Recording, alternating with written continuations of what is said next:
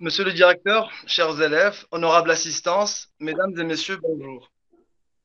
Je vous souhaite la bienvenue à ce troisième débat en ligne des grands débats El Araki, et dont le sujet est les mesures de solidarité prises par l'établissement El Araki à l'aune de la crise du Covid-19 ne sont pas suffisantes.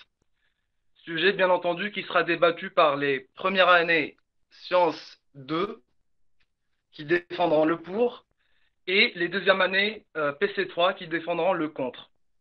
Je tiens aussi à présenter les membres du jury, Monsieur Ouhdou, Madame Laharfi, Madame Mziane et moi-même, Monsieur Talal. Je rappelle également les règles du débat.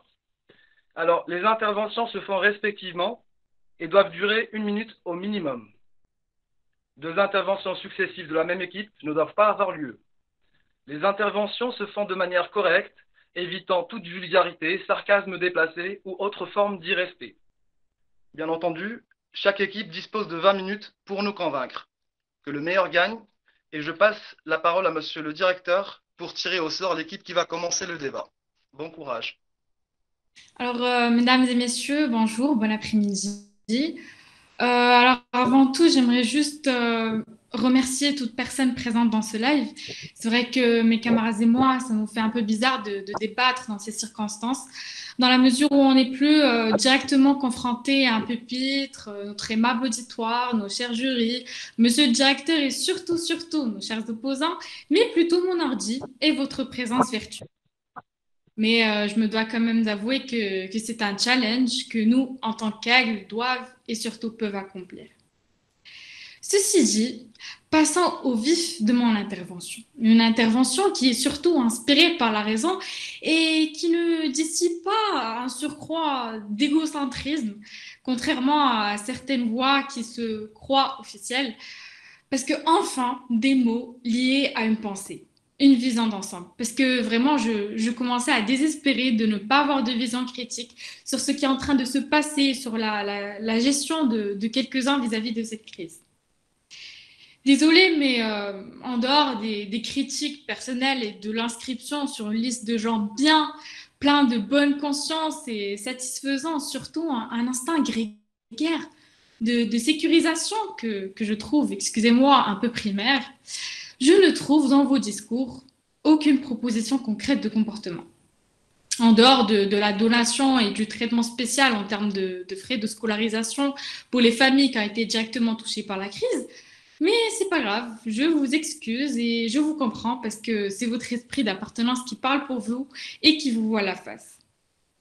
Cependant, il ne faut surtout pas croire que mes camarades et moi sont en quelque sorte anticonformistes en défendant notre thèse, parce que croyez-moi, nous nous sentons aussi fiers et reconnaissants que vous, si ce n'est plus, d'appartenir à un établissement aussi distingué que le nôtre, un établissement qui ne cesse de nous pousser vers l'éloquence, vers un futur aussi brillant que la nuit étoilée de Van Gogh. Bref, je pourrais en parler pendant toute la soirée, mais on s'égare un peu trop du sujet là. Donc, trêve d'éloges et de louanges, activons notre mode pragmatique et traitons ce sujet en toute objectivité. Vous êtes prêts? C'est parti. Les mesures de solidarité prises par l'établissement El Araki à l'aune de la crise du Covid-19 ne sont pas suffisantes. Nous nous apercevons directement que les mots-clés de ce sujet sont solidarité, crise, euh, pardon, que sans solidarité, crise est suffisante. Vous allez vous demander pourquoi on s'intéresse autant à ces mots en particulier. Eh bien, c'est ces derniers qui vont nous procurer les données suffisantes pour bien répondre à la question. Premier mot, solidarité. Selon Wikipédia, la solidarité est traditionnellement un devoir social d'aide et d'assistance qui consiste entre les personnes qui existe entre les personnes d'un même groupe ou d'une même communauté du fait du lien qui les unit. Dans notre cas, notre établissement a pris deux mesures importantes de solidarité, la donation de 500 000 dirhams pour la collecte de fonds contre le Covid-19 et un traitement spécial pour les familles touchées. Deuxième mot qui est crise et qui veut dire tout simplement une situation de déséquilibre grave. Et troisième mot, suffisante. Alors, concernant ce mot en particulier, je voudrais vous parler d'un principe qui s'appelle le principe de raison suffisante et qui dit qu'une condition A est dite suffisante pour une condition B si et seulement si la vérité de A garantit directement la vérité de B. Par exemple, l'air est une condition nécessaire pour la vie humaine, d'accord? Mais elle n'est en aucun cas une condition suffisante. Ça veut dire qu'elle ne suffit pas par elle-même seule à la vie humaine. Et si on essaye d'appliquer ce principe au sujet d'aujourd'hui, en prenant comme condition A les mesures de solidarité par l'établissement et comme condition B de dépasser la crise, mais malheureusement, comme vous le savez tous, la crise est encore loin d'être dépassée. Le nombre de cas continue à croître de manière exponentielle, ce qui fait que la courbe est loin de s'aplatir. Donc, chers opposants, je suis au regret de vous annoncer que, puisque l'occurrence de la condition B est erronée, la condition A n'est malheureusement pas suffisante. En d'autres termes, les mesures de solidarité prises par l'établissement, comparées à l'ampleur de la crise, ne sont malheureusement pas suffisantes. Et c'est cette même constatation qui va nous permettre de remettre en question les efforts pour agir plus efficacement afin de contribuer à la salvation de notre pays de ce maudit virus. Par exemple, l'établissement pourra mettre en la disposition de l'État les sites des écoles si éventuellement ils peuvent être exploités pour la production de masques, de gel hydroalcoolique ou peut-être même abriter les malades si c'est nécessaire. Merci. Certaines voix d'égocentrisme, ça me fait doucement rigoler. Si tu ne vois rien d'autre que la donation et l'exonération de certains parents des frais de scolarité, Quentin, je te conseille fortement d'écouter ce que mes camarades et moi allons dire. Ça t'éclairera un peu plus.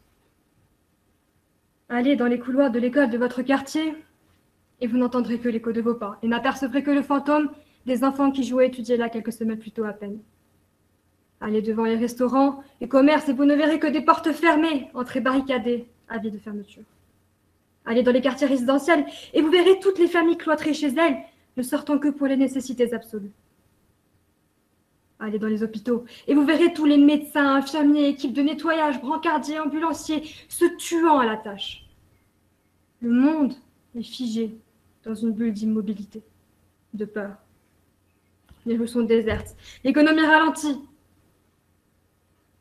Il y a une victoire de plus à chaque guérison et des cœurs brisés de plus à chaque décès. Les soignants et médecins dorment à peine. Les laboratoires pharmaceutiques ne s'arrêtent pas. Les recherches se suivent. Les dépistages s'enchaînent. Les jours s'écoulent comme les grains d'un sablier. Tous identiques. Tous portant la même peur, la même appréhension et le même effort surhumain des héros de notre temps qui se battent pour sauver des vies. Nos vies. Vos vies. Pour éliminer le grand méchant loup du XXIe siècle, le Covid-19. Mesdames et messieurs, chers opposants, chers jurys, bienvenue en 2020. Oui, c'est vrai, la situation est terrible. Nous nous réveillons chaque jour en priant pour que cela cesse et que nos vies reviennent à la normale. Mais c'est dans ces temps que la noblesse de l'être humain est à son apogée. Je vous le dis à tous, l'espoir est loin d'être perdu. Outre le personnel soignant des hôpitaux et ceux qui travaillent dans les secteurs essentiels, nous, simples citoyens confinés, devons faire quelque chose pour aider les plus faibles. Les plus créatifs, admirables, honorables, apportent en ce moment même leur pierre à l'édifice. Et j'ai l'immense fierté de vous dire que notre établissement fait partie de ceux qui, malgré tout, agissent sans céder à la panique ni à la négativité. Mais bien sûr, ceci n'est une surprise pour personne. Nous connaissons tous le passé de notre école. Aujourd'hui n'est ni la première ni la dernière fois que nous prouverons que la solidarité est une valeur intrinsèque à notre code d'honneur. Ce n'est pas pour rien que c'est l'une des six valeurs des ideals de notre école. Et si je ne devais citer que quelques exemples, ce seraient toutes les actions entreprises par le Club Solidarité Laraki au cours des années précédentes, ou encore les mints événements et journées de nettoyage qui ont été organisés par le Club Environnement, sans parler de toutes les visites aux orphelinats et au CHU organisées au cours de toutes les années précédentes. À la lumière de tout ceci, il est tout à fait naturel de voir que notre établissement participe activement, suffisamment à sa manière, au combat contre l'épidémie. Et c'est ce que mes camarades et moi allons vous prouver au cours de ce débat. Et je vois déjà nos opposants nous bombarder avec des ce n'est pas assez. Et c'est pour ça que je m'adresse au bon sens et à l'esprit ouvert de notre audience et de notre cher jury. La vision de nos opposants ne fait que propager des ondes négatives et décourager ceux qui souhaitent accomplir des efforts honorables. La solidarité ne se mesure pas à sa quantité, mais à sa qualité. Un geste solidaire, aussi petit soit-il, compte toujours et peut sauver une vie. Certes, on ne peut pas construire l'édifice avec une seule pierre, mais sans pierre, l'édifice n'existera jamais. Alors ne nous laissons pas berner par ces pessimistes ingrats qui passent leur temps à critiquer les actions des uns et des autres au lieu d'agir, croyant en nos efforts, car ce n'est qu'ainsi que ce cauchemar prendra fin. Merci. Alors, sortis de notre zone de confort, mon équipe et moi sommes à la fois perplexes et excités de débattre en ligne d'un sujet qui non seulement relève de l'actualité, mais implique directement notre cher établissement tant respecté. Délicat, cynique, je ne vais pas vous mentir, ce sujet nous en a fait voir de toutes les couleurs. Quand je vois crise du Covid-19, mesures de solidarité et établissement El Araki dans la même phrase, une fierté d'appartenance m'envahit. Et là, je vois le mot suffisante. Instant de répit, j'expire pour dissimuler une sorte de colère mélangée avec de la déception envers toute personne qui aspire à la suffisance. Vous voulez prendre la voie facile parce que vous avez peur que si vous essayez échouer, il n'y a que vous à blâmer. Un jour, vous réussirez, mais pourquoi s'arrêter? Pourquoi ne pas innover, repasser à l'acte? Pourquoi tout simplement se dire que c'est suffisant? Une fois cet état d'esprit adopté, un choix décisif vous sera dépourvu. Se développer ou laisser une tache noire dans un drap tout blanc. Au cas où vous n'avez pas compris, chers opposants, c'est soit vous oubliez ce que c'est que suffisant et toujours s'auto-dépasser, ou s'arrêter par peur d'échouer. Et que vous le vouliez ou pas, ce n'est jamais suffisant tant que la crise est toujours présente, n'importe sa forme, n'importe la situation dans laquelle vous vous trouvez. Flancher vers la suffisance, c'est déraper vers une lâcheté inconditionnée, et sans parler de l'image que vous laissez derrière vous, celle d'un génie flasque, d'un brave foireux, ou tout simplement d'un héros lâche. Une vague de contradictions comme celle-ci vous massacrerait, croyez-moi. Bon, soyez judicieux. Vous pouvez avoir un mauvais jeu, mais le plus important, c'est la manière, la façon dont vous jouez vos cartes. Bref, passons de l'abstrait au concret. Si dépenser 500 000 dirhams pour contribuer au Fonds national de la lutte contre le Covid-19 et exonérer les parents qui ont perdu leur emploi suite à cette crise est suffisant, ben cela m'étonnerait grandement de la part d'un établissement qui est reconnu pour sa solidarité illimitée, de son armada de vertus, sans oublier leur obsession pour ce qui est des piliers fondamentaux. Bon, je vais plus m'expliquer lors de mon second passage. Donc, dire que mon établissement, que notre établissement aspire à la suffisance et à mon goût passible d'un conseil d'éducation en compagnie du fils de notre chère Madame Anziane ici présente, d'un rapport -5, voire même d'une expulsion temporaire. Chers camarades, il faut que vous sachiez que la liberté commence dès que l'ignorance se termine. Avant de finir, il vaudrait mieux vous prévenir que mon équipe et moi sommes de fiers pacifistes et que quiconque nous défie repose en paix. Merci. Donc, mademoiselle Kautar, voilà. J'ai remarqué quelque chose, c'est que en fait, vous anticipez nos discours et nos idées, car on n'a même pas encore pris la parole. Alors, arrêtez de proférer des discours appris par cœur et essayez plutôt de réagir et de nous répondre comme il se doit. Voilà, passons. Mesdames et messieurs, s'il y a bien quelque chose dont je suis sûre, c'est que ceci aussi passera. Mais moi, contrairement à mes opposants, je vous dirais, ne sous-estimez pas le pouvoir du moindre de vos actes pour changer le monde. Ayez la conviction que votre contribution la plus peut modifier l'avenir de l'humanité à jamais. Et sachez que pour que le mal triomphe, seul suffit une activité des âmes de bien. Mais parce qu'il y a toujours un mais, malgré tout ce qui se passe aujourd'hui, malgré la crise, ou ferais-je mieux de dire la tragédie, je suis heureuse. Je suis plus heureuse que jamais de réaliser que l'homme n'a toujours pas perdu ses valeurs les plus nobles qui le façonnent. Et donc, mille merci à notre école qui a fait preuve d'altruisme plus que jamais en contribuant à hauteur de 500 000 dirhams au fonds dédié à la gestion de la pandémie du coronavirus. Aucune des 75 écoles, parmi les 5200 écoles marocaines privées, n'a pu atteindre. Non seulement, mais elle a aussi exonéré plusieurs parents des frais de scolarité. Et nos opposants qualifient tout ceci d'insuffisant. Est-ce parce qu'ils font partie de ceux qui ont de la chance? Tout marche comme sur des roulettes pour eux et la vie ne leur a jamais imposé ces difficultés les plus atroces qu'un grand nombre de leurs semblables vivent chaque jour. Et croyez-moi, ce n'est pas tous qui ont les mêmes opportunités dont vous bénéficiez. En effet, statistiquement, rares sont ceux qui en ont eu la chance. Et ce n'est pas tout le monde qui n'a pas de aide. Alors, vous faites une excellente critique. Vous parlez fort bien de ce que vous connaissez mal et je vous admire pour ce parler. Mais en effet, je me suis souvent interrogée, pourquoi tout ce pessimisme? Pourquoi tant d'ingratitude et d'insatisfaction? Pourquoi exiger toujours plus mais ne rien de positif ni d'efficace? Mais l'homme n'est-il pas un éternel insatisfait? Mais de toute façon, sachez qu'il importe moins que les idées et les aspirations qui le renferment. Car cette situation est aussi votre problème opposant. Et si nous n'agissons pas maintenant, avec bienveillance à l'égard de nos petits besoins d'appui et de compassion, à l'égard de notre Maroc, voire à l'égard du monde entier. Alors qui fera exactement. Et vous savez ce qui est encore plus fier, c'est qu'au moment où un grand nombre d'écoles privées ont envoyé des courriers aux parents d'élèves leur demandant de payer la scolarité du mois de mars, au moment où quelques-unes sont même allées jusqu'à imposer aux parents de payer les frais de le troisième trimestre, on peut écrire notre école à distinguer, qui mettent sous le feu des profs payer le câble le plus dur. Et comme l'a dit M. Nizar, ce n'est pas si exceptionnel que ça pour nous, car la philosophie de notre école a toujours été fondée sur une valeur parfaite. Je citerai au passage ce qu'avait prononcé notre professeur d'anglais en parlant de solidarité. Ne doutez jamais qu'un petit groupe de personnes ou de citoyens conscients et engagés puissent changer le monde. En effet, c'est de cette même manière que cela s'est toujours produit. Mesdames et messieurs, je m'adresse maintenant pour corriger l'erreur de nos opposants. Je m'adresse à vous, espérant que mon avis ne va être noir. La solidarité n'est pas synonyme de poids, ni de quantité, c'est une valeur avant tout. Ce n'est pas qui dit mieux ni qui donne plus. C'est le moindre geste, le moindre sens d'humanité que vous pouvez offrir à ce monde, le moindre sens d'humanité que vous pouvez mettre dans un monde comme celui d'aujourd'hui, le moindre message d'amour, de paix et de positivité que vous pouvez faire circuler pour secouer cette bonté qui agonise peut-être en plusieurs d'entre nous. Alors faites de vos vies cet aiguillon porteur d'union, de fraternité qui stimule les autres, qui laisse cette marque dans le monde, cette marque que vous seul pouvez laisser, et n'attendez surtout, surtout pas d'être parfait pour faire quelque chose de bon. Quant à vous, partisans, oui, vous ne pouvez pas faire tous les biens dont le monde a besoin. Oui, a besoin de tous les biens que vous pouvez faire. Merci. L'intelligence chez l'homme, quoi que l'on soit pourvu, il a toujours l'impression d'en avoir assez, parce que c'est avec cela qu'il juge. Michel Colucci.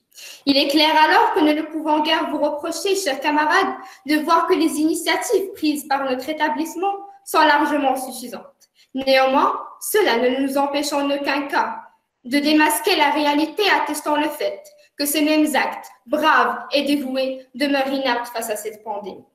Concrétisons les choses. En conformité avec les points analysés par ma camarade Kautar, je voudrais discuter précisément de l'action Each One Teach One qui repose principalement sur les étudiants, qui devraient s'entraider, s'aider et se partager les connaissances les uns avec les autres. Un petit instant statistique s'impose. Le nombre des élèves dans l'établissement dépasse les 3900, tandis que celui des volontaires frôle les 300. Cela constitue à peu près 13% des élèves. C'est louable, bien sûr, mais pas tout à fait satisfaisant. D'ailleurs, croyez-vous vraiment que des lycéens, et je mets l'accent sur cette catégorie pour des raisons évidentes, qui luttent pour garder la motivation pour avancer dans leurs propres études, auraient le temps, l'engagement et la détermination pour être à l'écoute de quelqu'un d'autre? Certes, ce fut leur choix. Cependant, rien ni personne ne peut garantir l'étendue et l'efficacité de ces efforts fournis. Braves gens, estimer que X ou Y actions sont suffisantes revient à prétendre qu'il n'y a rien de plus à rajouter, à améliorer ou promouvoir. Eh bien, excusez-moi de m'inscrire dans le faux, parce qu'il est indéniable que bon nombre de disciples, si ce n'est la totalité, ont surtout besoin d'accompagnement psychologique lors de cette situation aussi critique qu'alarmante. Le stress des examens reportés à une date indéterminée, l'avenir inconnu, les bouleversements brusques et constants ne font que renforcer la certitude qu'il y a et qu'il y aura toujours encore beaucoup plus à faire. Ceci dit, un autre témoignage qui renforce notre position est bel et bien celui du ministre d'Éducation, Aziz Hamzazi, qui affirme que les cours faits en ligne, quelle que soit leur qualité, ne peuvent sous aucun prétexte remplacer les cours en classe. De ce fait, il y aura une période obligatoire de rattrapage à la fin de l'épidémie pour pouvoir passer les examens en bonne et due forme, sans compter les nombreux élèves qui sont du même avis.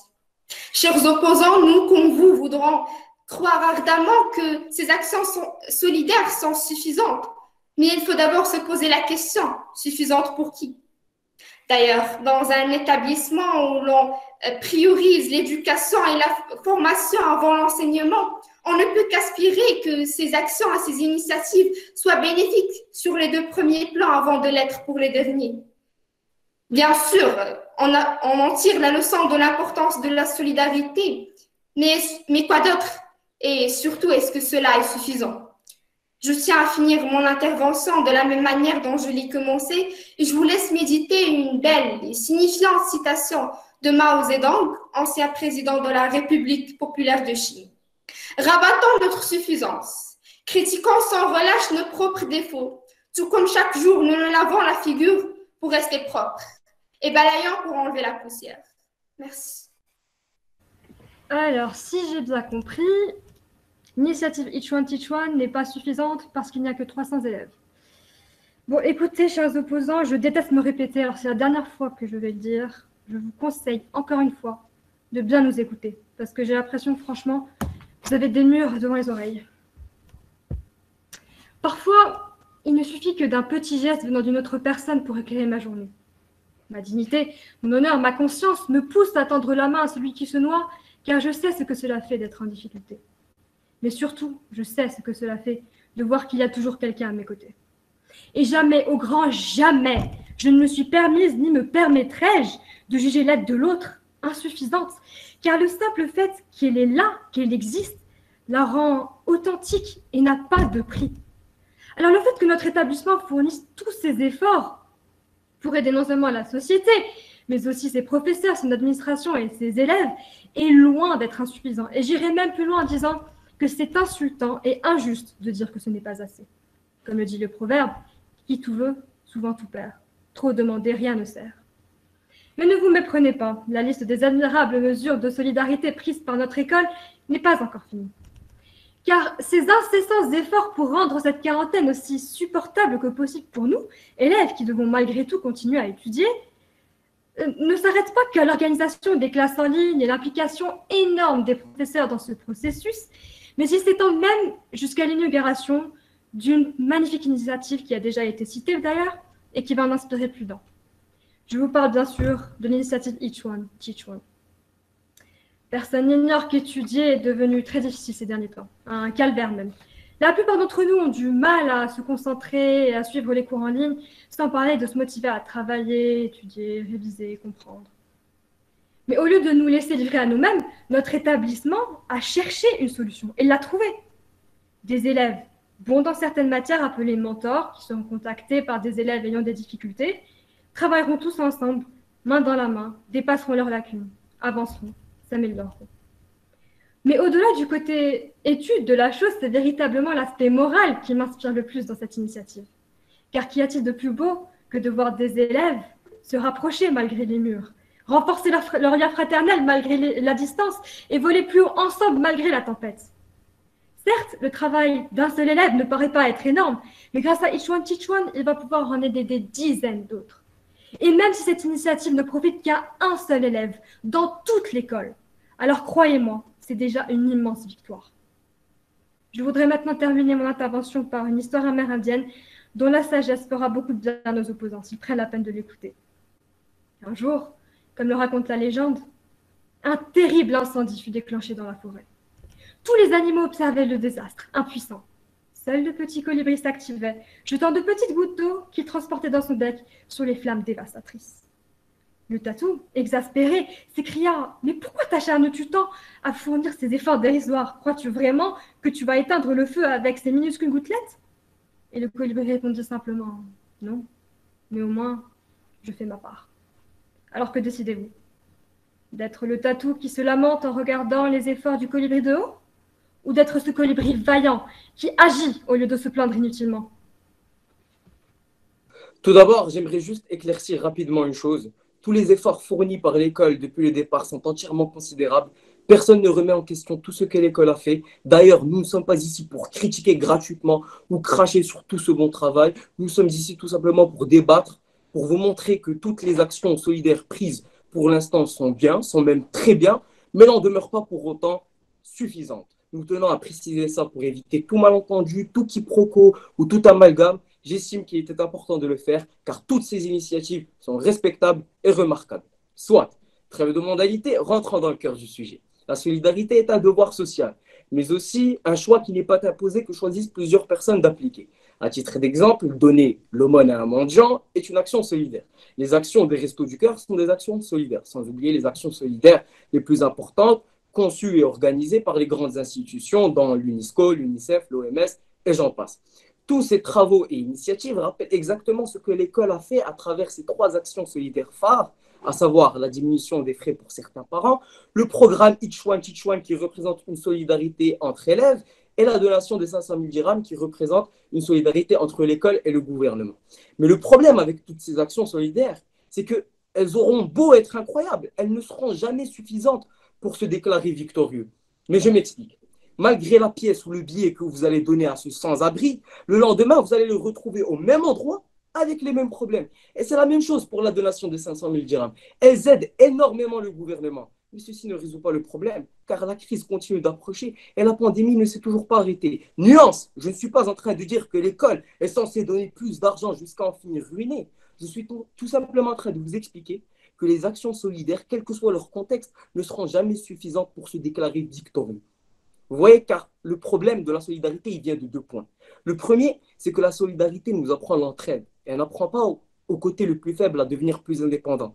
Et le deuxième point, c'est que la solidarité a des limites. Et ça, Bertrand Soublé, un général de la gendarmerie française, mais aussi écrivain, l'a bien compris en déclarant que nous sommes incorrigibles. Car un certain conformisme intellectuel nous conduit à croire que les concepts sont intégralement applicables dans la vraie vie, telle quelle, sans aucune limite, et parfois en renonçant au bon sens et au pragmatisme. Et c'est principalement le cas de la solidarité, un mot qui semble magique pour ceux qui le défendent, sans jamais avoir réfléchi à ses contours avec un minimum de lucidité. Parce qu'au final, la solidarité, c'est bien, mais la solidarité a des limites, et c'est aussi le cas pour la donation des 500 dirhams qui représente certes un très grand montant. Nous remercions alors notre établissement pour cet effort considérable, tout de même insuffisant pour se déclarer victorieux. Merci.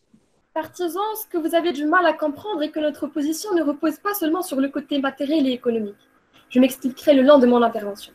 Aussi, vous dites que les actions sont inaptes à la situation. Qu'auriez-vous fait à la place de notre établissement?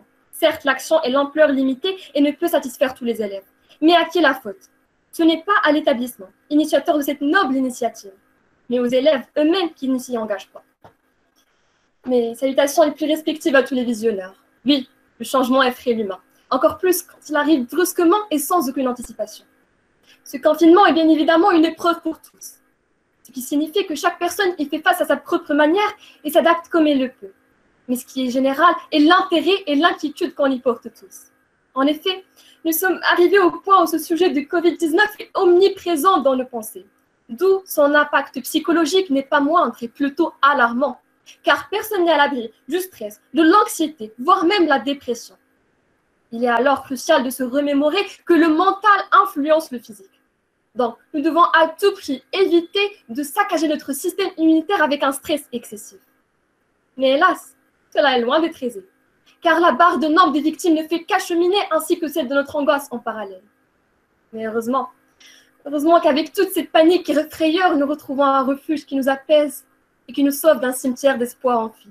Nous retrouvons des mots d'encouragement, que ce soit de la part de notre directeur qui ne cesse d'envoyer des vidéos significatives et qui organise des vidéoconférences pour nous rappeler que nous pouvons toujours compter sur le soutien moral de notre établissement et que nous sommes beaucoup plus forts que nous croyons l'être.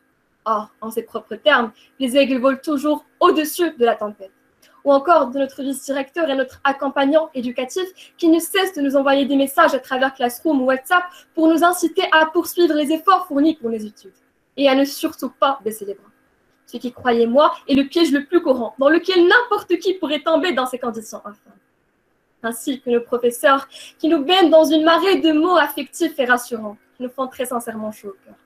Sans oublier de préciser qu'ils sont également solidaires entre eux pour ce qu'il s'agit de compréhension et pratique de nouvelles technologies, avec l'aide du service informatique, ce qui aboutit à la réussite de notre nouveau mode d'apprentissage qui nous a été accordé par notre établissement et qui nous permet de suivre les cours à distance, de manière très efficace et parfois même ludique. Alors, je profite de l'occasion pour remercier chaleureusement notre établissement et l'ensemble de son cadre éducatif et administratif pour son soutien moral, pour cette solidarité. Je dis bien solidarité dont nous avions réellement besoin. Et je me permets de vous dire au nom de mon équipe que c'est déjà plus que suffisant et que nous en sommes très reconnaissants. Alors, partisans, permettez-moi de vous présenter une citation d'Oprah Winfrey que vous ferez mieux de méditer. Je cite: Soyez reconnaissants pour ce que vous avez et vous en aurez toujours plus. Soyez reconnaissants, car si vous faites le contraire et vous concentrez sur ce que vous n'avez pas, vous n'en aurez jamais assez. Fin de citation. Petite sensation de malaise? C'est normal, c'est ce qui arrive quand on se reconnaît inconsciemment dans les propos. Alors il serait temps d'arrêter de vous trouver des problèmes pour chaque solution. D'autre part, si vous faites un tour sur ces réseaux sociaux, l'école incite à la créativité. Alors vous pouvez très bien transformer cette énergie négative venant de l'insatisfaction en énergie positive et contribuer à ce changement. Car il suffit d'une simple idée, une étincelle, pour faire mettre le feu à la flamme. Je reviens à dire que notre établissement est toujours actif et ne cesse de se mettre à l'action et de prendre des initiatives. Ce qui me rappelle le Do Something Principle, où il est question de faire une action, quelle qu'elle soit, qui va mener à l'inspiration et cette dernière à la motivation, jusqu'à ce que nous nous retrouvions dans un cercle d'action, inspiration, motivation. Donc, chaque geste est important car il permet l'extension du projet général. Et dans des temps pareils, chaque geste est honorable, chaque action est glorieuse. Excusez-moi, mais estimer des efforts aussi remarquables me semble loin des très bonnes démarches à prendre. Je ne peux vous juger, car ça reste la nature humaine. Et il est évident qu'un arbre qui tombe fait plus de bruit qu'une forêt qui pousse. Merci. D'accord. Alors déjà, mademoiselle Imen, on ne nie aucunement les actions solidaires que l'école a faites, mais juste défendre une position qui reflète la philosophie de ton propre établissement. Je te conseille donc fortement de te repositionner en ce qui concerne ce point de vue. Un conseil qui vaut pour vous tous, chers opposants. Et mademoiselle Sarah, l'école insiste bel et bien à la créativité. Mais pourquoi donc ne pas se montrer créative et repasser à l'acte? Bref, alors. Aujourd'hui mieux qu'hier, demain mieux qu'aujourd'hui. 9 mots qui non seulement représentent le slogan de notre cher établissement, mais représentent aussi l'image de sa philosophie, qui met en avant une démarche pédagogique constamment renouvelée. Je ne vous apprends rien si je vous dis que nous sommes en pleine crise sanitaire. Une crise dans l'impact affecte le monde entier. Et c'est là où ma fierté d'appartenance ressurgit. Malgré l'ampleur de ce fiasco, notre établissement peut apporter sa pierre à l'édifice en se basant sur 5 piliers élémentaires. Imagination, créativité, initiative, responsabilité et performance. Résultat, le projet Each One Teach One, une mesure de solidarité entre élèves visant la construction d'une entraide mutuelle. Est-ce suffisant? Non. Pourquoi? Parce que le projet nécessite un travail laborieux et continu. Et car oui, derrière les beaux mots et discours du directeur sur Facebook et Instagram, il y a un travail régulier et permanent. Ce n'est donc jamais suffisant. Un effort considérable est toujours accompli et demandé pour mener ce projet à bien. Puiser dans la simplicité, ça ne reflète aucunement la philosophie de notre école. Au contraire, il faudrait viser la perfection en se dirigeant vers la performance. Comme le dit si bien monsieur le directeur, ne jamais normaliser avec la médiocrité. Et oui, je suis fier de dire que mon établissement s'est montré d'une imagination magistrale, d'une créativité particulière, d'un sens de la responsabilité aiguë, a pris des initiatives remarquables et s'est montré aussi performant que le Real Madrid ayant gagné 13 Coupes d'Europe, conservant leur première place et leur renommée européenne. Tout comme notre école qui se retrouve dans le podium suite à sa pédagogie hors du commun et son implication actuelle à l'aune de la crise du Covid-19. Bon, revenons-en au Real Madrid. L'équipe n'est satisfaite que s'il gagne la coupe. Et une coupe n'est gagnée que quand la compétition est terminée. Une équipe peut gagner 2-3 matchs, mais ce n'est pas suffisant. Ce n'est pas pour autant qu'ils vont soulever le trophée. Ce cas de figure correspond parfaitement à la situation dans laquelle se trouve notre école. Ils ont remporté une sorte de bataille, mais tant que la crise est toujours présente, la guerre est loin, très très loin d'être gagnée. Grosso modo, un trophée n'est soulevé que si la compétition est terminée. De même qu'une guerre n'est remportée que si la crise disparaît. Et on sait tous, autant qu'Aix Delaraki, que notre royaume, qui n'est autre que notre cher établissement, aspire à un développement perpétuel et durable. Et déclarer forfait en demi-finale me frustrerait furieusement, surtout que c'est de mon équipe qu'il est question. Et dans ce cas de figure, comme je vous l'avais dit, il s'agit de notre bercail, de notre foyer, de notre chez nous, mais surtout de notre famille. Et chers opposants, cette famille, vous en faites partie. Bon sang, envolons-nous loin d'ici et battons des ailes au-dessus des nuages. Nous sommes des aigles royaux, pas des oiseaux en cage. Merci. Donc, je disais, en premier lieu, j'ai 3 constats à vous faire. Dans de pareilles circonstances, comme le disait Victor Hugo, tant que le possible n'est pas fait, le devoir n'est pas rempli. Et notre établissement ne cessera jamais de faire son possible pour accomplir son devoir. Devrait-on dire que c'est insuffisant? Non, car il aura joué son rôle et accompli sa tâche dans l'édifice. C'est aux autres de remplir leur part de marché. Et deuxièmement, je tiens à répondre à Fergouche quand vous avez dit que l'établissement n'a pris que 3 initiatives. Donc, permettez-moi de les compter encore une fois. Each One Teach One, dans de 500 000 dirhams, l'exonération des frais de scolarité, support moral de la part des cadres éducatifs l'effort fourni par nos professeurs, entre élèves, administration et professeurs, et j'en passe car le temps me presse. Et pour Ali, après toutes ces initiatives, tu oses toujours dire et demander à l'établissement de passer à l'action. C'est vraiment pathétique. Chers spectateurs, je m'adresse à vous qui me regardez de loin, de plus loin même, et je vous accueille avec chaleur dans notre misère quotidienne, dans notre combat, dans votre pays où vous pensez que vous pensiez que seuls les pauvres seraient soignés dans le public avec une hypocrite pitié. Tant qu'on a peu à peu perdu nos défenses immunitaires, on se retrouve maintenant, tous sans exception, devant la nécessité de crier et d'hurler l'urgence de trouver une solution pour le Covid-19. Cette pandémie mondiale, sauvage et atroce, qui nous asphyxie, nous barricade le monde avec l'inquiétude et nous sombre la misère et les effusions de sang jour après jour. Ainsi que cette fichue courbe de chômage sans cesse s'inverser fin avril nous narguera mois après mois autant qu'elle nous déprimera. Pourtant, je n'accuse personne. Nous avons tous notre part de responsabilité. Nous sommes tous fautifs, tous coupables, tous responsables de cette situation injuste. Certes, le comportement d'une grande partie est déplorable, mais ceci ne nous empêchera point de faire face à cette crise en mettant main dans la main, en s'entraidant, en agissant par solidarité de la manière la plus efficace qui soit. Car rappelez-vous que l'union fait la force. Les actes de solidarité permettent de soulever des montagnes et leur absence repeindre nos vies en gris. C'est bel et bien au cœur de l'hiver que notre établissement a découvert qu'il avait en lui un invincible printemps. Et ceci en prenant des initiatives cruciales pour lutter contre le gâchis de ce virus impitoyable.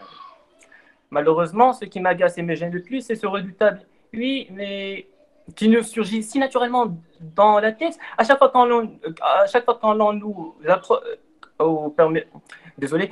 l'on nous présente une approche inédite ou une solution audacieuse.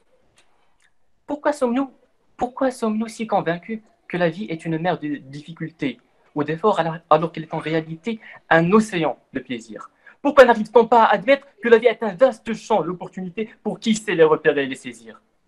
Le fait de se plaindre, de minimiser et de négliger les efforts fournis par notre établissement révèle au grand jour l'insatisfaction et l'ingratitude farouche qui nous oppriment et nous envahissent l'esprit. Il est temps alors, maintenant plus que jamais, de les abdiquer. Car le pessimiste est celui qui perçoit des problèmes dans toute situation qui s'offre à lui. Et c'est celui qui est incapable de changer une telle situation, car il est incapable de voir un aujourd'hui mieux qu'hier et un demain meilleur qu'aujourd'hui.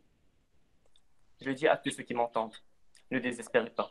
Je suis l'aigle robuste de l'établissement El Araki. Je suis le signe de solidarité entre élèves et élèves à travers l'initiative Each One Teach One. Je suis le signe de solidarité entre élèves, professeurs et administration à travers les vidéos marquantes et les lives impressionnants du directeur, à travers les expressions pittoresques du vice-directeur et des professeurs qui nous fendent le cœur. Je suis le signe de solidarité avec les concitoyens, à travers le don de 500 000 dirhams dédié à la lutte contre les effets de la crise du coronavirus.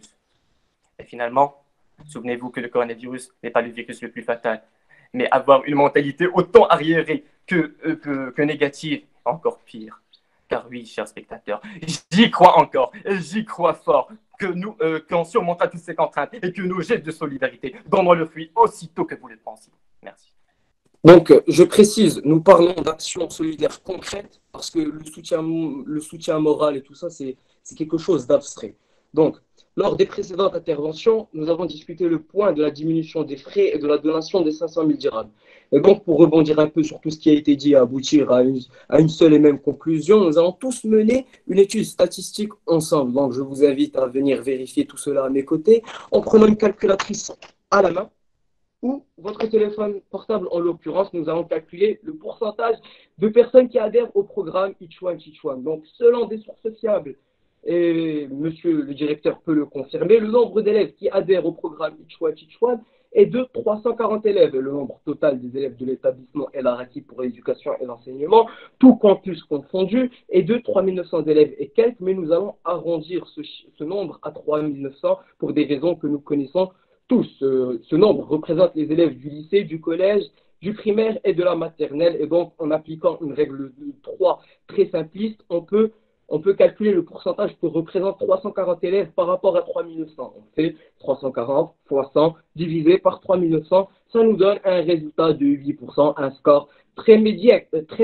Mais après de longues concertations avec les membres de mon groupe, nous nous sommes dit qu'il ne va pas falloir compter les élèves du primaire et de la maternelle lors de la transaction, puisque le programme Each One Teach One va plutôt concerner en particulier les élèves du lycée et du collège. Donc nous avons estimé que les élèves du primaire et de la maternelle représentaient que 900 élèves. Donc, nous avons fait passer le nombre total qui était de 3 900 élèves, nous l'avons fait passer à 3 000. Et nous avons répété la même procédure, soit 340 fois 100, cette fois-ci divisé par 3 000. Le résultat cette fois-ci est de 11%, mais encore un score très médiocre. Donc, mais encore une fois, après une autre longue concertation, nous nous sommes dit qu'il va falloir que les élèves du primaire et de la maternelle représentaient plus que 900 élèves et qu'il va falloir encore faire baisser le nombre total qui était de 3 000 cette fois-ci. Eh bien, nous l'avons fait passer à 2 500 et nous avons répété la même procédure, 340 fois 100 divisé par 2 500. Le résultat a encore augmenté et passé à 13%, mais c'est un score encore une fois médiocre. Et encore une fois, pour minimiser les risques, nous nous sommes dit qu'il va encore faire falloir baisser le nombre total qui était de 2500 cette fois-ci, nous l'avons fait baisser à 2000 pour minimiser les risques. Oui, mesdames et messieurs, je sais que tout ceci est très redondant, mais il est important de le faire pour vous montrer à quel point le programme Each One Teach One est une très bonne initiative, certes, mais les résultats qu'il montre sont insuffisants pour se déclarer victorieux. Donc, je disais, nous avons répété la même procédure avec un nombre total de 2000 élèves cette fois-ci, 340 fois 100 divisé par 2000. Cette fois-ci, le résultat a augmenté et passé à 17%, mais c'est un résultat, encore une fois, médiocre. Et donc, à partir de tout ceci, on ne peut que déduire que tous ces résultats ne dépassent même pas l'écart dans toutes les situations différentes. Et pour rappel, le résultat est passé de 8% à 11%, puis 13% et enfin 17%. Il faut souligner le fait que ce résultat a augmenté, non pas parce que le nombre d'élèves qui adhèrent au programme Each One Teach One a augmenté, mais seulement parce qu'on a fait baisser le nombre total auquel nous le comparons. Ce qui montre encore une fois que le programme Each One Teach One est une très bonne initiative, mais insuffisante pour se déclarer victorieux, car tout ceci dépend de la détermination et de la responsabilité des élèves. Et ne me dites pas que ceci ne concerne pas l'école, puisque ça concerne que les élèves. Parce qu'encore une fois, n'importe qui au sein de l'établissement peut vous le confirmer, l'école sans les élèves, ce n'est plus l'école. Parce que l'école, c'est les élèves, le corps professoral et le corps administratif. Nous sommes tous donc responsables de ce résultat insuffisant. Il nous manque un long travail de responsabilité et de la grinta. Oui, la grinta, un terme d'origine italienne qui est synonyme d'une motivation exacerbée et d'une détermination qui frôle l'agressivité. C'est l'esprit, l'âme, la ferveur de vaincre et de se surpasser, et nous savons que notre école en est capable. C'est un établissement scolaire incomparable avec tous les autres. C'est l'excellence, l'élégance et l'espérance, c'est l'effort et le réconfort. C'est un élève, un professeur, mais aussi un directeur. C'est un peu de moi, un peu de toi, un peu de nous et de tous les autres. C'est l'école El Arati et nous savons ce qu'elle vaut. Et il faut se rappeler du principe d'insuffisance qui dit qu'une chose est dite suffisante par rapport à une autre si et seulement si il n'y a plus rien à ajouter à cette dernière. Et ceci est totalement contraire avec la philosophie de notre établissement qui nous pousse à nous surpasser et incite au progrès. Car aujourd'hui mieux qu'hier et demain mieux qu'aujourd'hui. Merci. Alors déjà, vous avez dit que c'est abstrait et non concret. Est-ce que ça veut dire que c'est moins important? Sérieusement, vous êtes en train de redouter le côté le plus important qui est l'aspect moral. Et aussi, Monsieur Suleiman, arrêtez de nous rabattre avec les oreilles avec des statistiques. Une action ne se mesure pas par un chiffre, mais par sa qualité. On n'est pas dans un cours de comptabilité. Merci.